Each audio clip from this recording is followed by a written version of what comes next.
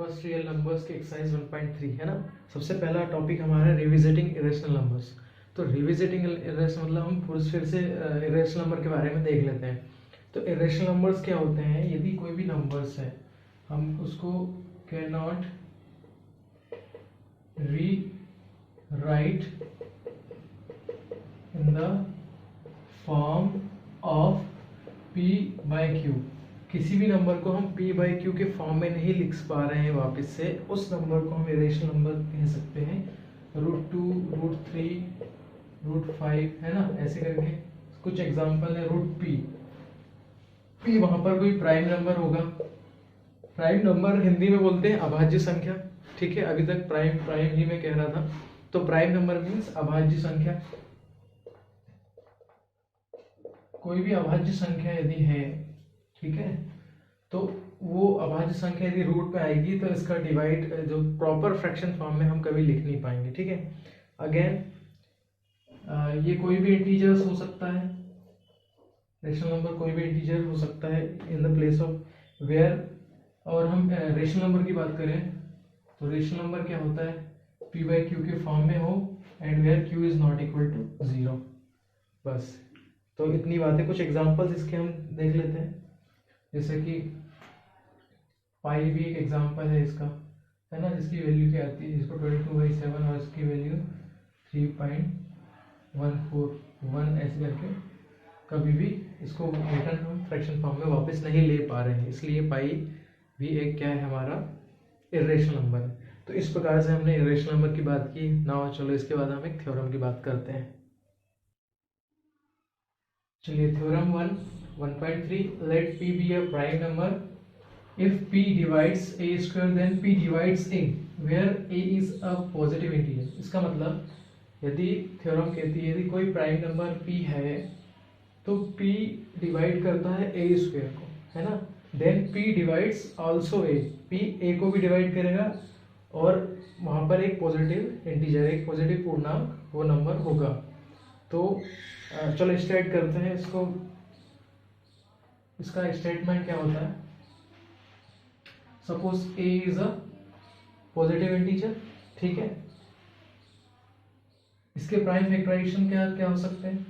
Suppose p1, p2, p3, pn, ठीक है, and so on. तो ये प्राइम फैक्टराइजेशन, इसका स्क्वायर कर रहे हैं, तो स्क्वायर कर रहे हैं तो हम p1, p2, pn ऐसा। और एक और बार यदि हम p1, p2, p3, pn लिख रहे हैं तो क्या हो गया? इन दोनों को हम a स्क्वायर, तो p1 स्क्वायर, p2 है ना, p1, p2 ऐसे सो ऑन pn, कुछ भी स्क्वायरिंग में हम लिख सकते हैं। तो ये लिख रहे हैं तो इसमें क्या होना, डिवाइड करने पर हमें वापस ये इसका होना चाहिए। जैसे देखो एग्जांपल ले लेते हैं। Example suppose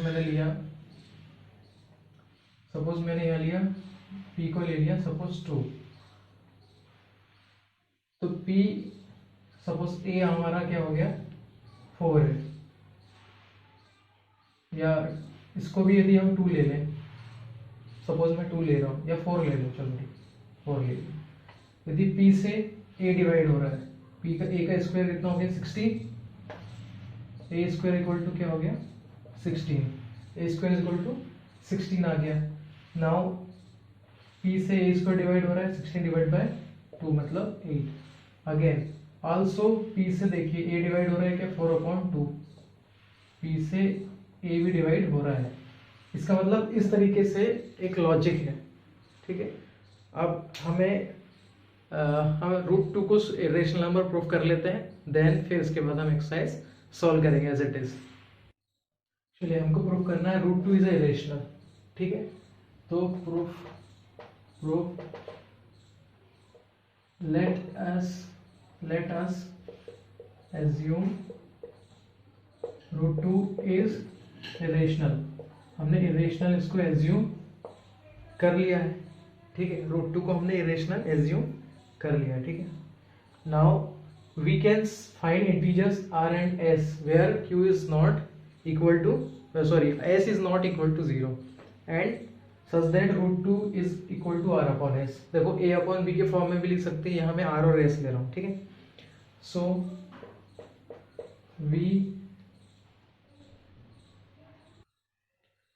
we can find integers r and s where s, जो s है, s is not equal to 0 because यदि रेशनल है तो s क्या होना चाहिए, डिनोमिनेटर 0 नहीं होना चाहिए।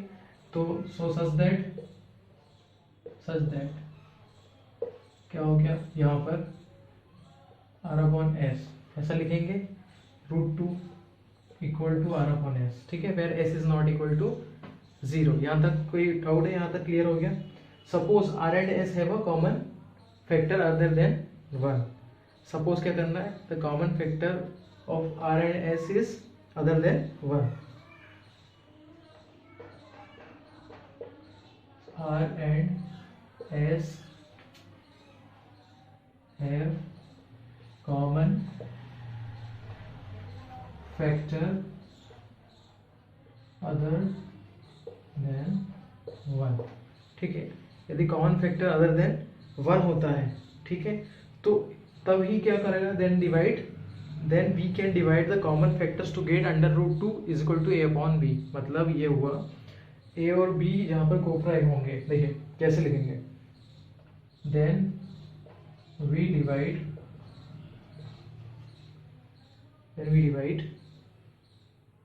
by the common factor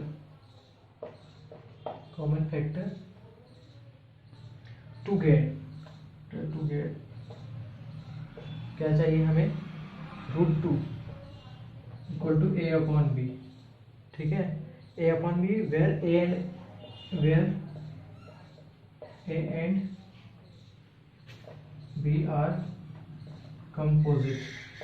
अब देखिए यहाँ पे क्या बात हुई, हमने थ्योरम देखी थी, थ्योरम में लिखा था हमने a इक्वल टू जैसे P1 P2 P3 ऐसे। इसका मतलब क्या हुआ था कि हम P1 P2 या कुछ भी ले रहे हैं, या प्राइम फैक्टर्स एक दूसरे के मल्टीपल में या एक ही चीज़ से डिवाइड हो रहे थे, को प्राइम नंबर्स जो है, ठीक है। तो कंपोजिट नंबर्स मतलब होता है मिक्सअप, है ना, जिसमें प्राइम को प्राइम नंबर या कैसे मिक्स होके जो नंबर बना, कंपोजिट नंबर।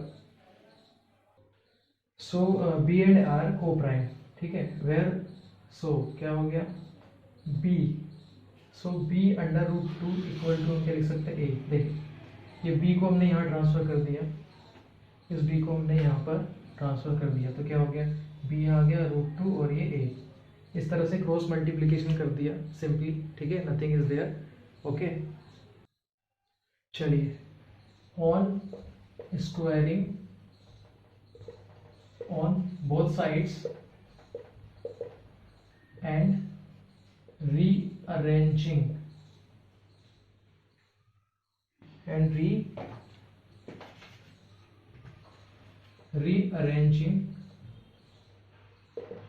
ठीक है। अब देखो दोनों साइड स्क्वायरिंग कर रहे हैं और अरेंज कर रहे हैं, तो ए स्क्वायर इक्वल टू हम लिख सकते हैं 2b स्क्वायर, रूट का स्क्वायर हो गया एंड बी स्क्वायर लिख सकते हैं। सो इससे हमें ये पता चल रहा है कि यहाँ पर जो 2 है, वो डिवाइड कर रहा है किसको, ए को। और ये स्टेटमेंट प्रूफ कर रहा है हमारी थ्योरम अभी जो इसके पहले मैंने देखी है ना, अपन ने देखी है, ठीक है। उस थ्योरम में कहा है ना, यदि p एक प्राइम नंबर है और यदि वो a के स्क्वायर को डिवाइड करता है तो वो a को भी डिवाइड करेगा। तो सिमिलरली यहाँ पर भी यदि 2 है, 2 a स्क्वायर को डिवाइड करता है तो b को भी करेगा, ठीक है। तो इसके बाद हम लिखेंगे, इसलिए हम इसको देखो, so we can say that again हम कह सकते हैं कि आपका यहाँ पर ए स्क्वायर बी स्क्वायर ऐसा हो रहा है, तो हम अगेन ए को मान लिया हमने 2c, क्या मान लिया, सपोज हमने ए को 2c मान लिया। देन सिमिलरली हम क्या कर सकते हैं, ए की प्लेस पर हमने 2c और अरेंज करके लिख दिया, तो यहाँ पर हम ऐसा लिख सकते हैं,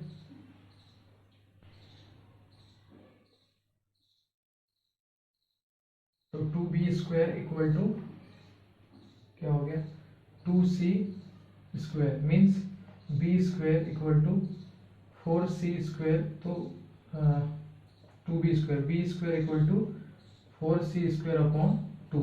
it means b square equal to again क्या आ गया 2c स्क्वायर। इट मीन्स यहाँ पर अगेन ये जो 2 है, 2 जो है b को डिवाइड कर रहा है। इसका मतलब हमें पता चल गया कि जो 2 है, 2 इज द 2 से डिविजिबल हो रहे हैं दोनों नंबर्स, है ना। ए भी डिवाइड हो गया एंड बी भी हो गया, लेकिन कॉन्ट्रडिक्शन ये है, हमारा जो अजम्पशन है वही रॉन्ग क्यों है?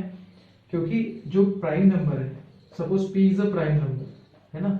यहाँ पर यदि हम बोल रहे हैं b is a prime number, या हमारा r या s is a prime number, so यहाँ पर कॉन्ट्रडिक्शन क्या राइज हो रहा है कि यदि कोई प्राइम नंबर है तो वो उसके फैक्टर्स 1 के अलावा और कोई नहीं होंगे, अदर देन और फैक्टर नहीं होंगे। लेकिन यहाँ पर जो अदर फैक्टर मिल रहे हैं, इस वजह से हम इसको कॉन्ट्रडिक्टरी कह सकते हैं कि जो √2 इज अ इरेशनल नंबर। तो इसके जो फैक्टर्स है ना, फैक्टर्स आर प्राइम नंबर के जो है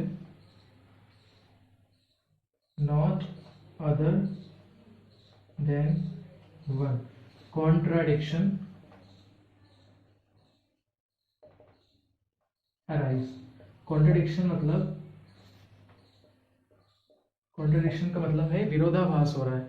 हमने पहले जो एज्यूम किया है ना, कि √2 इज अ रेशनल नंबर, वही हमारा गलत हो रहा है। क्यों? क्योंकि हमारा जो थ्योरम है ना, थ्योरम स्टेट कर रही है कि यदि कोई प्राइम नंबर है तो यदि हम किसी के स्क्वायर को डिवाइड करता है तो उस नंबर को डिवाइड करना चाहिए। तो ओनली प्राइम नंबर के केस में 1 ही होता है, और यहाँ पर अदर नंबर आ रहा है, जिसकी वजह से हम कह सकते हैं कि √2 वे कंक्लूड दैट √2 इज अ, है ना, इरेशनल नंबर। ठीक है, आपको समझ में आया होगा। इसी प्रकार से हमारी पूरी एक्सरसाइज है इसी के ऊपर बेस्ड। तो ठीक है, आगे बढ़ते हैं। चलिए, एक्सरसाइज 1.3 का हमें प्रूव करना है question √2 is a irrational number. ठीक है, so let assume contrary √5 is a rational number. ठीक है, हमने √5 को रेशनल नंबर मान लिया। ठीक है, इसके बाद क्या होगा, हमें फाइंड करना है that we have to find a and b where b is not equal to 0 and √5 is equal to a upon b।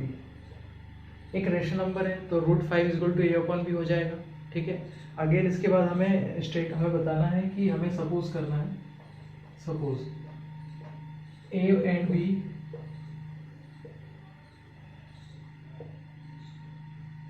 Have common factor other than 1, है ना। 1 के अलावा भी इसका कॉमन फैक्टर है जो कि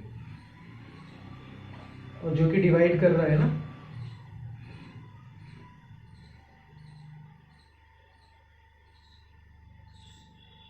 ठीक है, तो suppose a and b have a common factor other than 1 and that divides, है ना, जो कि क्या कर रहा है, डिवाइड कर रहा है, डिवाइड बाय कॉमन फैक्टर, जो भी कॉमन फैक्टर है उससे वो नंबर डिवाइड हो रहा है। और हमें एक चीज और पता होनी चाहिए, और हमें एक चीज देखना पड़ेगी कि both A and B are coprime, A and B are coprime. ठीक है, and assume A and B are coprime. ठीक है, कोप्राइम होने हो जाए, अज्यूम करने पर कर लेते हैं हम। ठीक है, अब इसके बाद देखिए क्या करना है। हम यहाँ से देख रहे हैं b √5 इक्वल टू a, ऐसा लिख सकते हैं, ऐसा लिख सकते हैं। अब देखिए, बाय अरेंजिंग, है ना, by rearranging and squaring both side क्या किया हमने, रीअरेंज करके और स्क्वायरिंग करने पर देखा तो हमें क्या मिला, ए स्क्वायर इक्वल टू 5b², ये मिला हमें। ठीक है, अब इतना हम रब कर लेते हैं, देन फिर आगे बढ़ते हैं। हमें मिल गया 5b² इक्वल टू a²। इसका मतलब जो 5 है, इस 5 से a² डिवाइड हो रहा है, इसका मतलब ये 5 b को भी डिवाइड कर लेगा ना, इसके a को भी डिवाइड कर लेगा, मतलब a² को डिवाइड कर दो तो a को भी कर लेगा। इट मीन्स हमारी थ्योरम 1.3 आप बुक में देख लीजिएगा। ठीक है, पेज नंबर मैं बता देता हूँ आपको, 12 पर है। ठीक है, तो वहाँ से आपको ये पता चल जाएगा 5b² इक्वल टू a²। ठीक है, ये कैसे मतलब इसको डिवाइड करता है वो स्टेटमेंट यहाँ पे आपको लिखना होगा। Now theorem it follows A also divide. ठीक है, नाउ इससे पता चल गया ए को भी डिवाइड कर रहा है 5।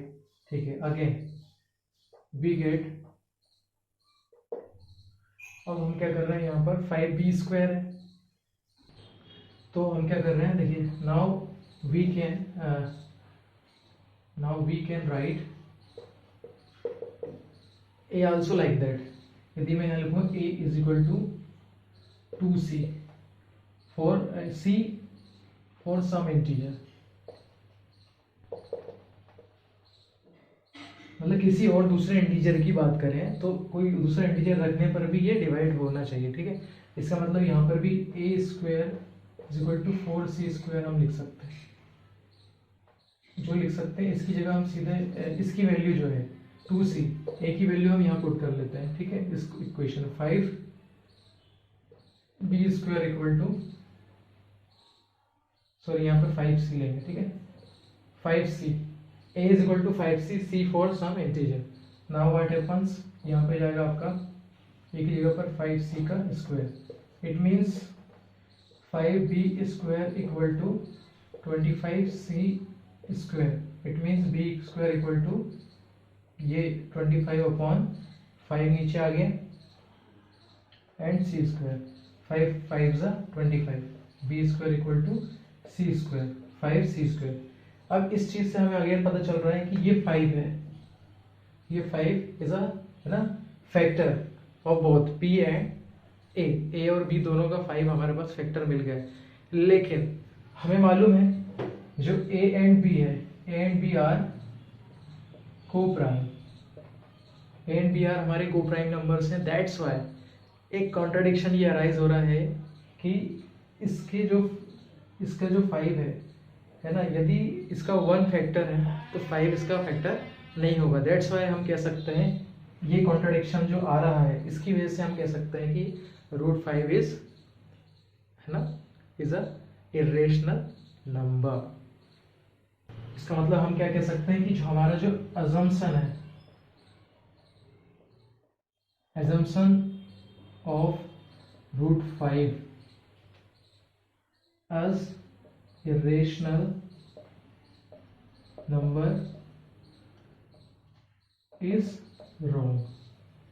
Contradiction arises that our number is wrong. So that's why √5 is irrational number.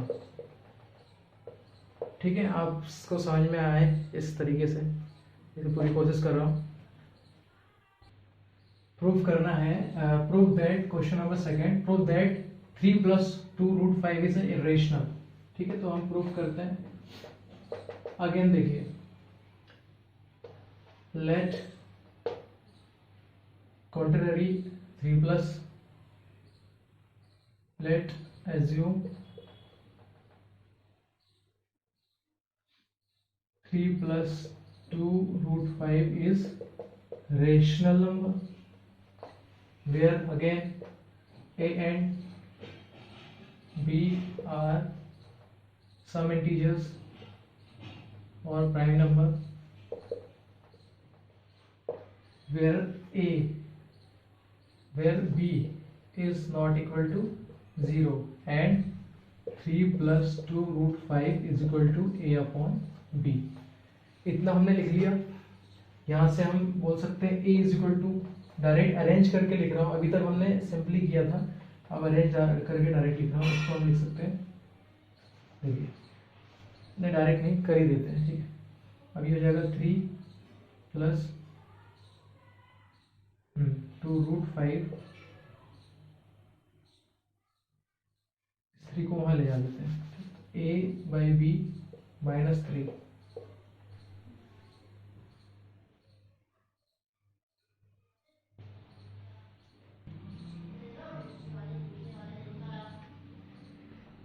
तो a/b -3 यहाँ गया, तो यहाँ क्या बचा 2√5। अब यहाँ से देखिए 5 रूट = हो जाएगा a/b -3, ये भी 2 है तो यहाँ पर 1/2 हो जाएगा। ये चीज़ें आपको पता है, 2 यहाँ से यहाँ डिवाइड में जाएगा तो यहाँ कुछ नहीं है तो 1/2 हो जाएगा, ठीक है। 1/2 ab -3। इट मीन्स देखिए यहाँ पर क्या है, डायरेक्ट हम कह रहे हैं कि √5 इज ए रेशनल नंबर हो गया इसकी वजह से, क्योंकि यहाँ पे हम बोल रहे हैं √5 इज अ रेशनल नंबर, क्योंकि √5 यदि है ना इसको इसके स्क्वायर को डिवाइड कर देगा, अगेन स्क्वायरिंग करेंगे, तो इतनी आगे करने की जरूरत नहीं है। यहाँ पर जो √5 है, √5 हमने पिछले क्वेश्चन में सॉल्व किया था कि √5 इज अ इरेशनल नंबर। जब भी कोई √5 इज अ इरेशनल नंबर है, ये ऑलरेडी है, √5 is a irrational number previous question से, तो हम प्रीवियस क्वेश्चन के स्टेटमेंट सॉल्व करके फिर हम बोल सकते हैं कि √5 is a irrational number so that 3 plus 2√5 is a irrational number। अब जनरली आप गौर कीजिएगा, यदि हम इरेशनल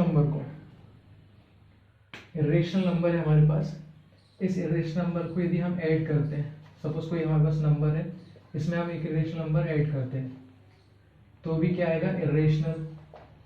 यदि ये इरेशनल नंबर मल्टीप्लाई करते हैं रेशनल में इरेशनल का, तो भी इरेशनल नंबर आएगा। यदि हम रेशनल में डिवाइड करते हैं इरेशनल का, तो भी इरेशनल नंबर आएगा, ठीक है। एंड सबट्रैक्ट करते हैं तो भी इरेशनल आएगा। रेशनल में ये नॉर्मल नंबर है आपका, नॉर्मल रेशनल नंबर ही होगा, क्योंकि किसके अपन 1 लिख सकते हैं, और एक रेशनल नंबर हो गया p/q के फॉर्म में, q is not equal to 0। It means ये सारे जो फॉर्मेट है वो इरेशनल नंबर हो जाते हैं। लेकिन फिर भी हमें यहाँ पर है जो कॉन्ट्रडिक्शन जो मेथड है उसको यूज करते हुए लिखना है, ठीक है।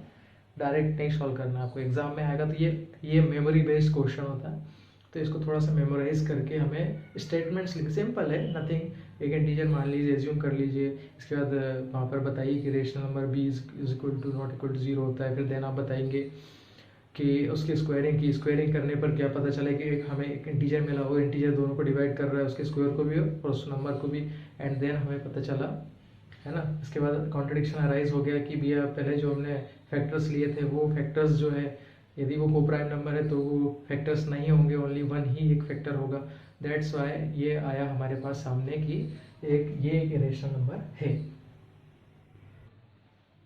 Question 3, prove that the following are irrationals 1/√2, 7/√5 and 6+√2। देखिए यहाँ पर ध्यान से 1/√2 एज्यूम, है ना, 1/√2 इज रेशनल एज्यूम किया। रेशनल एज्यूम करने के बाद let a and b are integers, where क्या हो जाएगा 1/√2, sorry where b is not equal to 0, ठीक है।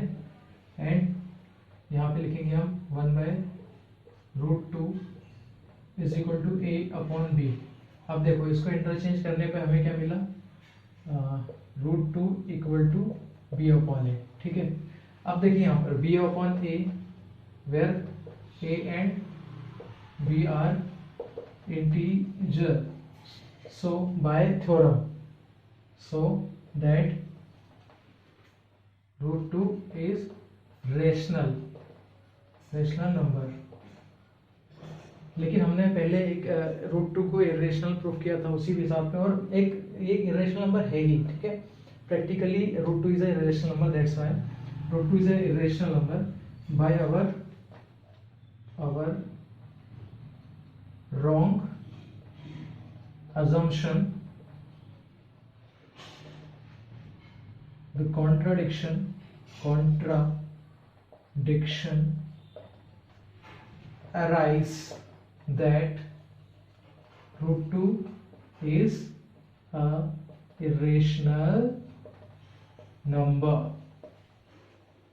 ठीक है, तो रूट 2 एक इरेशनल नंबर है, और अभी इसके पहले भी मैंने बता दिया कोई भी इरेशनल नंबर को यदि हम ऐड, डिवाइड, मल्टीप्लाई या सब्ट्रैक्ट करते हैं तो it will be irrational number, हमेशा इरेशनल नंबर ही आता है। अगेन सिमिलरली हमें रूट 7, रूट 5 और 6 प्लस रूट 2 के साथ भी सेम ऐसा ही करना है, फिर भी हम कर लेते हैं।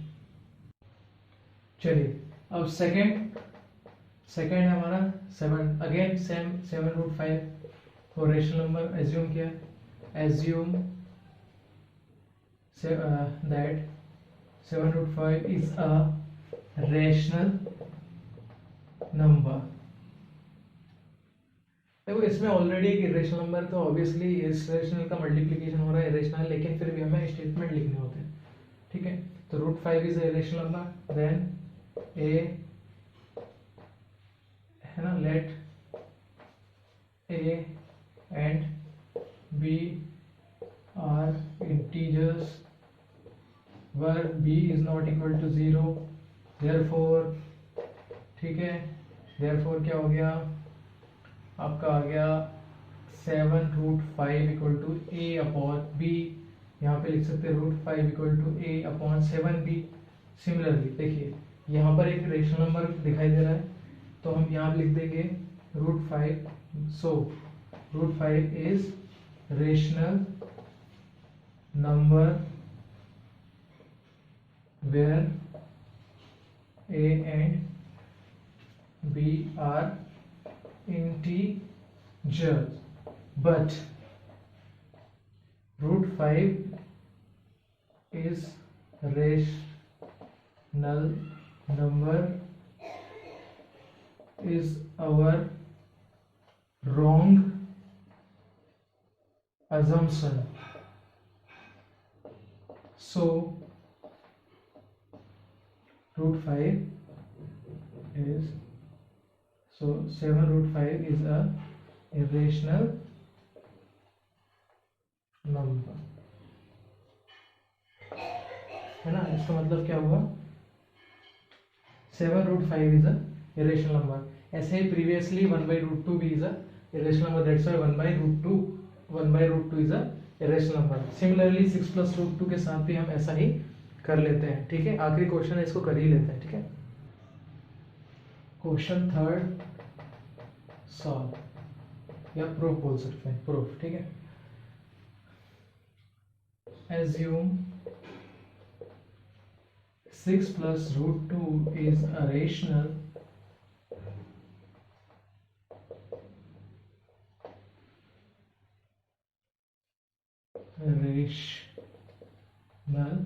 number। ठीक है, नंबर आप लिख लीजिएगा। 6 plus root 2 is a rational number, let a and b are integers where b is not equal to 0। देखिए रेशनल नंबर है तो b is not equal to ना, p in the form of p by q की बात हो रही है obviously, तो and b are integers, b is not equal to 0। Again आप लिखेंगे 6 plus root 2 is equal to a upon b। ठीक है, यहाँ से हम हो जाएगा root 2 is equal to a upon b minus 6। अब देखिए ये भी एक क्या है, ये रेशनल नंबर है in the format of p by q, that's why root 2 is become rational where a and b are integers। Now we know that root 2 is a irrational number, already proved।